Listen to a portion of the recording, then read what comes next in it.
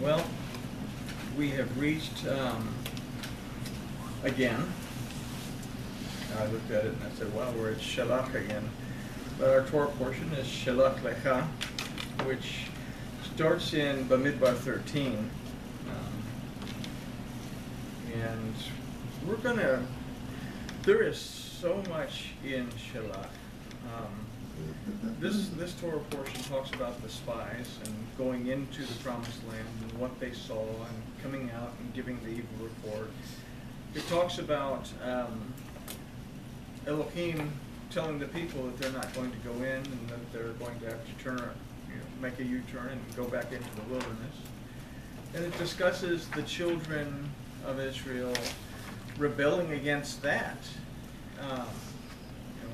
First, they didn't want to go in when they were told to go in, and then they wanted to go in when they were told not to go in, and they go in and they get a stomping, and then they are told to turn around and head out until that generation dies off. So we get all of this in this Torah portion, and there's a few points within this Torah portion that lead up to what it is to believe and have faith. And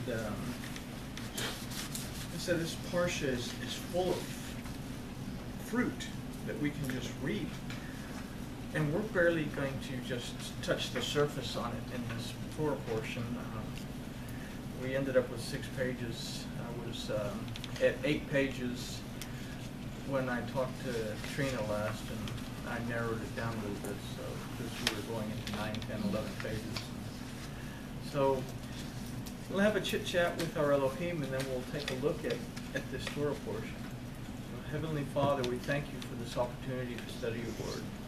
Then, as always, we ask you to open our eyes, open our ears, and open our hearts, so that we can see, hear, and understand what your word and your spirit have to tell us. We thank you for it in the name of Yeshua. Amen. All right, so Torah portion Shelach Lecha begins at Bamidbar 13, and verses 1 and 2 are kind of an interesting combination of verses. An interesting idea manifests itself here. It says, and Yahweh spoke unto Moses, saying, send you men, that they may spy out the land of Canaan, which I give unto the children of Israel. Every tribe of their fathers shall send a man, each one a chief among them. And what I find interesting about this is this came about after Elohim had told them, here you are, go in and take it. I'm going to go in front of you. I'm going to clear the way. All you have to do is come in and take it. I'm giving it to you. But they said, we want to send people in. They go to Moses and say, we want to send people in to see what it looks like. We want to see what's there so that we can be sure. So in a sense, Yahweh here, because it's Yahweh who's speaking, is respecting the request to spy it out, but it's showing a lack of faith in Yahweh right off the bat to do what they've been told. And this is something to keep in mind in our day-to-day, that sometimes we have to take a leap of faith without knowing what's on the other side. So, last week in Parasha Bechalotecha, I still love saying Bechalotecha. It means to light the lamp or to ascend. Elohim commanded Aaron to light the lamps of the menorah, and the tribe of Levi was initiated into the service of the sanctuary. This week's parasha describes how Elohim tests the Israelites by sending out 12 meraglim, or spies, to check the situation in the promised land before going in to take possession of it. Now Elohim instructed Moses to send one chieftain from each of the 12 tribes of Israel to scout out the land of Canaan. Among the spies were Caleb, the son of Jephunneh, from the tribe of Judah, and Hosea, which is Hoshea, the son of Nun from the tribe of Ephraim. Later, Moses would change Hosea's name to Joshua, or Yehoshua. These two names are interesting because we say, oh, you know, Caleb and Joshua, they stood up and they said, we've got to go in, we've got to go in.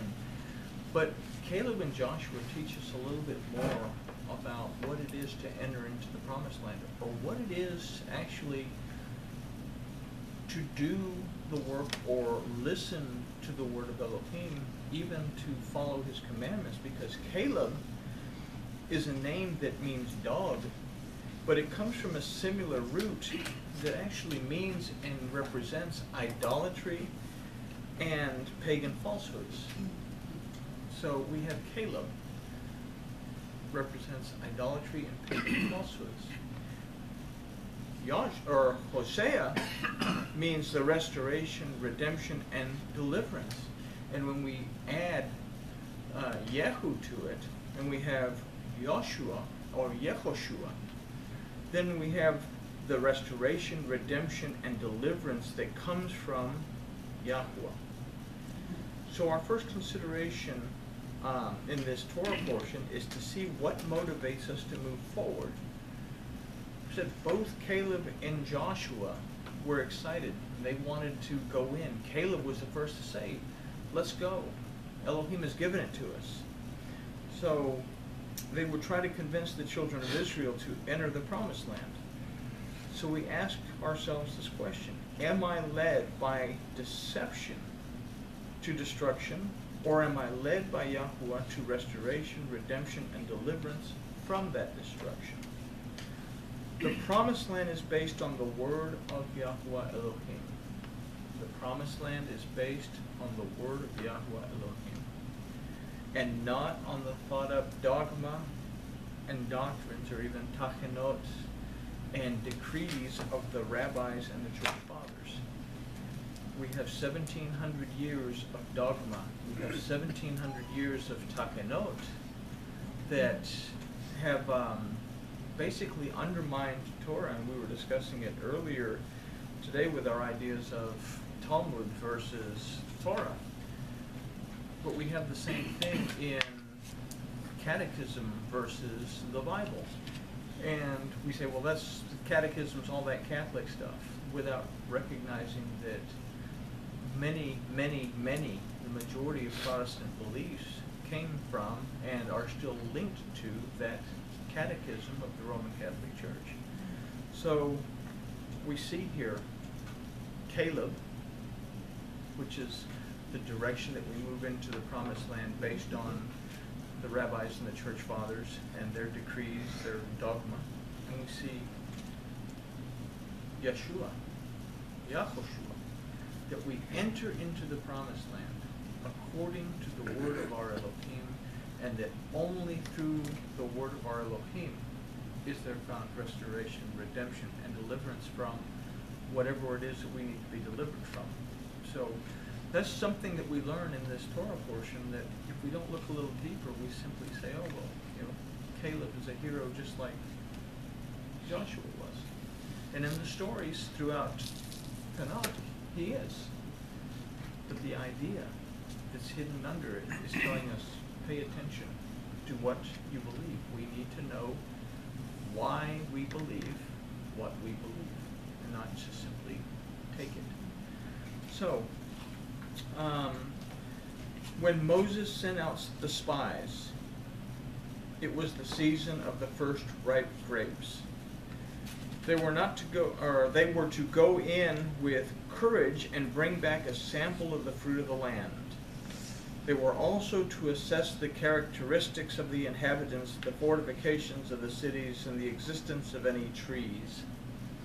You're going to want trees because you're going to want to make villages. You know, Elohim, in his commandments at the end of 40 years, when he tells the people to go in after 40 years after this, and he says, go in and take it, he also tells them to kill all the inhabitants. Don't leave anything alive. Destroy all the livestock. But only the trees if they're fruit-bearing trees, don't destroy the fruit-bearing trees, but cut down everything else and use it to build. So, what are the trees? What is the fruit of the land? When we think about that, what kind of fruit do we produce? And where is our faith to produce it if we have to send out spies, so to speak, without paying heed to the very word of Elohim when he tells us to do something in the first place? So, they were also to accept, okay, we already talked about. After 40 days, they returned with a cluster of grapes from the valley of Eshcol, which interesting enough means cluster as well. It's funny, the verse reads Eshcol, the Eshcol. So, it's like a cluster of a cluster. So, which was so bountiful that they had to tie the cluster to a staff and carry it on the shoulders of 2 men. Now, do you catch that? They had to tie the cluster of the grapes to a staff and carry it between 2 men. So we're going to go to Devarim in order to get some ideas to better understand this concept. And on the next page is actually the scriptures out of Devarim, so that we can kind of look at them later on and study them a little bit. So this is Devarim 32. Before we move forward discussing this, first we have to consider the benefits of living a life with Yahweh at its center. And this is Devarim 32, 12 through 14. So before we can consider the cluster of grapes, we're going to look at 2 different aspects. Now, up until verse 12, it's been talking about obedience and doing the will of Elohim and following, doing what Elohim has asked us to do. And in verse 12 it says, Yahweh alone did lead him, and there was no strange El with him. There was no other deity, no other God with him. He made him ride on the high places of the earth, and he did eat the fruitage of the field. And he made him to suck honey out of the crag, and oil out of the flinty rock. Might be nutritious, it doesn't sound too enticing, but that's okay. Curds of kine, milk of sheep, with the fat of lambs and rams, of the breed of Bashan, and he-goats, with the kidney fat of wheat. And the blood of the grape you drank foaming wine. Okay? Some blessings. The nourishment, the good things that are coming, but it says with the blood of the grape you drank foaming wine. It's saying when that fresh squeezed grape that fills the grape juice, and when it foams up, naturally it's fermented a little bit. So to those who seek to walk with Elohim and keep his instruction, he blesses and feeds abundantly. In Devarim 32, we see that one receives what one receives who does not seek Yahweh Elohim and goes after another Elohim. Now, this is starting to talk about people who are not seeking Elohim or who turn away from Elohim. But Jeshurun grew fat and kicked. You did grow fat, you did grow thick, and you became gross. And he forsook Elohim who made him, and contemned the rock of his restoration, redemption, and deliverance. They roused him, or Elohim, to jealousy with strange Elohim. That's a little letter. Elohim that is not Yahweh Elohim. With abominations did they provoke him. They sacrificed unto demons, no Eloha Elohim. And they knew not, new Elohim that came of late, which your fathers dreaded not. Of the rock that begot you, you were unmindful, and did forget at the El that bore you. And Yahweh saw and spurned because of the provoking of his sons and his daughters, and he said, I will hide my face from them. I will see what their end shall be, for they are a very disobedient generation. Children in whom is no faithfulness. To not have faith is a form of disobedience. That's something to keep in mind, because we're going to talk about faith in a minute. They have roused me to jealousy with a no-el. That's not to say no-el, but with a no-el. So maybe that's where that comes from. I'm sorry. I'll behave. They have provoked me with their vanities, and I will rouse them to jealousy with a no people, and I will provoke them with a vile nation. Then we read in verse 28 and 29 a little bit more about what these people are and the attributes that they develop. For they are a nation void of counsel, and there is no understanding in them. If they were wise, they would understand this. They would discern their latter end. I found these verses interesting because it talks about, in the previous few verses, that they've gone up after strange Elohim. They've gone after things that are not found in Torah. They've been deceived and led off the track. And we see this in the things that were introduced into the church and things that were introduced into Judaism that have led the people in different directions. But it really caught me, for they're a nation void of counsel, and there is no understanding in them. But if they were wise, they would understand this, and they would discern their latter end. The thing is that people can look straight at what the Word is telling them and still say, no, it's not that way, because this doctrine teaches us otherwise. And they're more willing to take what that doctrine says, because we believe this way for 1,700 years. It has to be right, even though Torah has been around for 4,000 years, and says that it's obviously wrong. So that's something that these two verses really draw out that we should understand. And then we read what these people consume at verses 32 and 33. And we read earlier that the people who follow Elohim get the fresh blood of the grape that's foaming. But listen to these. For their vine is of the vine of Sodom and the fields of Gomorrah. Their grapes are the grapes of gall. Their clusters are bitter. Their wine is the venom of serpents and the cruel poison of asps. So now, with these two ideas in mind, we'll go back to our clusters of grapes on the staff between the shoulders of two men. Deuteronomy, or Devarim, describes the grapes in two different ways. One is the pure blood of the grape that is good to eat or drink, and the other is the blood of the grape that has soured and gone bad. It's also a representation of our relationship with our Elohim. Do we seek to truly know Him and keep His instructions according to His word? Or are we looking at and believing false doctrine that turns the sweetness of His blessing into vinegar and gall? That is the venom of serpents and the poison of asps that lead to death, both physical and spiritual. It's a long-winded question, but it's a good question that we ask when we examine our belief system, when we examine, when we're studying Torah, even when we're reading Torah, and it comes to mind, well, the best televangelist or the best leading book or whatever has been saying this about it, but it actually says this. So it forces us to look at Torah and say, that's not right.